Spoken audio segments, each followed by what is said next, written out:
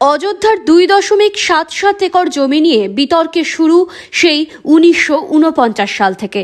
এই জমির টানাপোড়েন ভারতীয়দের কাছে হয়ে উঠেছিল এক অন্যতম সাম্প্রদায়িক টানাপোড়েন। পাড়ার মোড়ের মুরগি আগে না ডিম আগের মতো তরজায় পরিণত হয়েছিল রাম মন্দির আর বাবরি মসজিদ। এতদিন ধরে চলা এই সাম্প্রদায়িক লড়াই, ধর্মীয় বিশ্বাস সবকিছুকে মাথায় রেখে মাননীয় সুপ্রিম কোর্ট 2019 সালের 9 নভেম্বর ঐতিহাসিক রায় ঘোষণা করেন। 5 জন বিচারকের নেতৃত্বে রাম মন্দির স্থাপনের জন্য পূর্বে যেখানে বাবরি মসজিদ ছিল সেই 2.77 একর জমি কেন্দ্র সরকারকে দিয়ে দেওয়া হয়। অন্যদিকে উত্তরপ্রদেশ সুন্নি ওয়াকফ বোর্ডকে মসজিদ নির্মাণের জন্য রাম মন্দির থেকে 25 কিমি দূরে 5 একর জমি দেওয়ার নির্দেশ দেয় সুপ্রিম কোর্ট। এই ঘটনার পর কেটে গিয়েছে 2 বছর। 2 বছর পর আরও একবার ইতিহাস খুঁজতে এসেছি আমরা। পুরনো অজস্র জার্নাল আর্টিকেল পড়ে তথ্যপঞ্জি ঘেঁটে বাবরি মসজিদ তৈরি হওয়ার ইতিহাস খুঁজে এনেছি আমরা। আজকের এই প্রতিবেদনে আমরা যা কিছু বলবো তা অবশ্যই কোনো না কোনো তথ্য থেকে সংগৃহীত, আমাদের ব্যক্তিগত মতামত নয়। কারোর ধর্মীয় ভাবাবেগে আঘাত করা আমাদের উদ্দেশ্য নয়। আর যা কিছু বলবো তা কেবল ইতিহাস বলেই বিবেচনা করতে আমাদের অনুরোধ রইল। 1528 খ্রিস্টাব্দে বাদশাহ বাবরের নির্দেশে মুঘল গভর্নর মীর বাকি বাবরি মসজিদ স্থাপন করেন।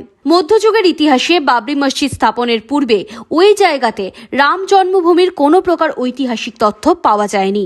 1534 থেকে 1623 সালের মধ্যে কোনো এক সময় তুলসীদাস রামচরিতমানস লেখেন। তিনি ভগবান রামকে ভগবান বিষ্ণুর এক রূপ বলে আখ্যায়িত করেন। উল্লেখ্য যে তুলসীদাস একবারও বাবরি মসজিদের স্থানে রাম জন্মভূমি বলে উল্লেখ করেননি তাঁর লেখনীতে। 1760 সালে রায় চাতুর্মান সাক্সেনা চাহার গুলশান অর্থাৎ 4টি বাগান নামে একটি বই লেখেন। রায় চাতুর্মান অযোধ্যায় রাম জন্মভূমি আছে বলে প্রথম উল্লেখ করেন। চাহার গুলশানে কোথাও বাবরি মসজিদের নাম উল্লেখ পাওয়া যায়নি। 1788 সালে এক খ্রিস্টান পাদ্রী জোসেফ টাইফেন হিলেন প্রথম কোনো প্রকার প্রমাণ ছাড়াই বাবরি মসজিদের আশেপাশে কোনো এক জায়গাতে রাম জন্মভূমির কথা উল্লেখ করেন।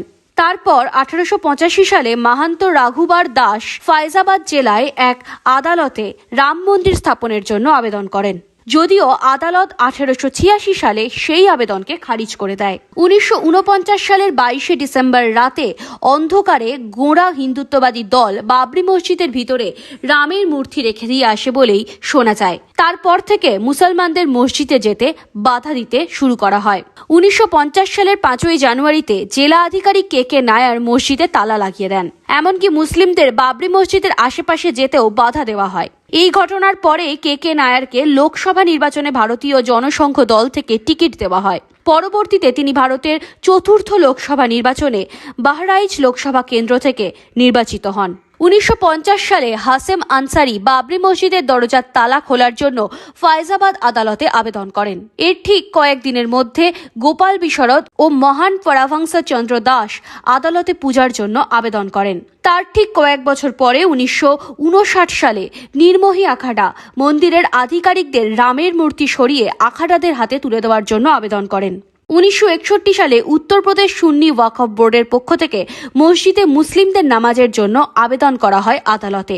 1984 সালে বিশ্ব হিন্দু পরিষদ রাম মন্দির স্থাপনের জন্য এক কমিটি গঠন করে। এরপর রাম মন্দির স্থাপনের জন্য জোর কদমে বিভিন্ন আন্দোলন চলতে থাকে। 1986 সালের 1 ফেব্রুয়ারি জেলা বিচারক কে.এম. পান্ডে ইউসি পান্ডের আবেদনে হিন্দুদের জন্য পূজা করার অনুমতি দেওয়া হয় বাবরি মসজিদের সন্নিকটে। সঙ্গে ওই দিন বাবরি মসজিদ হিন্দুদের আয়ত্তেও চলে যায়। 1989 সালের 9 নভেম্বরে তৎকালীন কংগ্রেসের প্রধানমন্ত্রী রাজীব গান্ধী রাম মন্দির স্থাপনের জন্য অনুমতি দেন। ঠিক কয়েকদিন পরে 11 নভেম্বর ভারতীয় জনতা পার্টি ও বিশ্ব হিন্দু পরিষদ সম্মিলিতভাবে রাম মন্দিরের শিলান্যাস করে। এরপরেই মুসলিমদের ওপর নানান ধরনের আক্রমণ হতে থাকে। 1990 সালের 25 সেপ্টেম্বর তৎকালীন ভারতীয় জনতা পার্টির সর্বভারতীয় সভাপতি এল.কে. আদবানির নেতৃত্বে এক রথযাত্রা হয়। রথযাত্রাটি ছিল গুজরাটের সোমনাথ থেকে উত্তরপ্রদেশের অযোধ্যা পর্যন্ত। রাম মন্দিরকে কেন্দ্র করে 1991 সালে উত্তরপ্রদেশে বিধানসভা নির্বাচনে জয়লাভ করে বিজেপি। ওই সালে 7 অক্টোবর বাবরি মসজিদের 2.77 একর জমি হিন্দুদের দখলে চলে যায়। তারপরেই বিজেপি সরকারের নেতৃত্বে রাম মন্দির তৈরির কাজ শুরু হয়।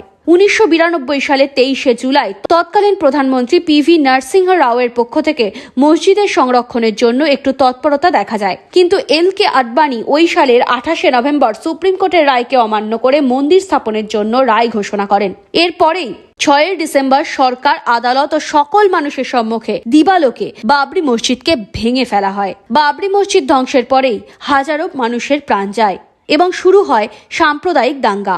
গণহত্যা রুখতে ওই বছর 16 ডিসেম্বর লিবারহান কমিশন গঠন করা হয়। কয়েক বছর পর 2002 সালের এপ্রিল মাসে এলাহাবাদ হাইকোর্টে বাবরি মসজিদের ভূমির মালিকানার অধিকার নিয়ে শুনানি শুরু হয়। এলাহাবাদ হাইকোর্ট বাবরি মসজিদের নিচে কোনো ভগবান রামের স্থাপত্য ছিল কিনা তা পর্যবেক্ষণ শুরু করে।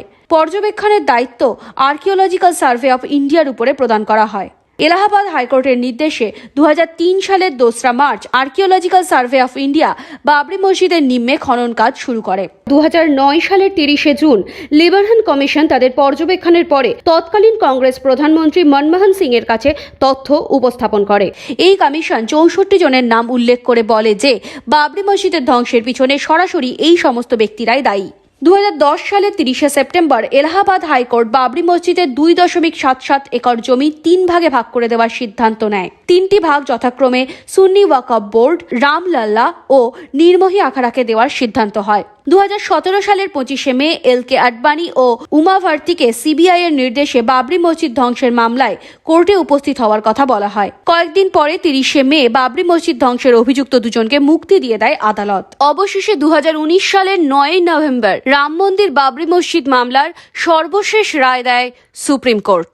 5 জন বিচারকের নেতৃত্বে রাম মন্দির স্থাপনের জন্য বাবরি মসজিদের 2.77 একর জমি দিয়ে দেওয়া হয়। অন্যদিকে উত্তরপ্রদেশ সুন্নি ওয়াকফ বোর্ডকে মসজিদ নির্মাণের জন্য রাম মন্দির থেকে 25 কিমি দূরে 5 একর জমি দেওয়ার নির্দেশ দেয় সুপ্রিম কোর্ট। 2020 সালের 30শে সেপ্টেম্বর লখনৌয়ের বিশেষ আদালত বাবরি মসজিদ ধ্বংসের জন্য অভিযুক্তদের ব্যাপারে রায় শোনায়।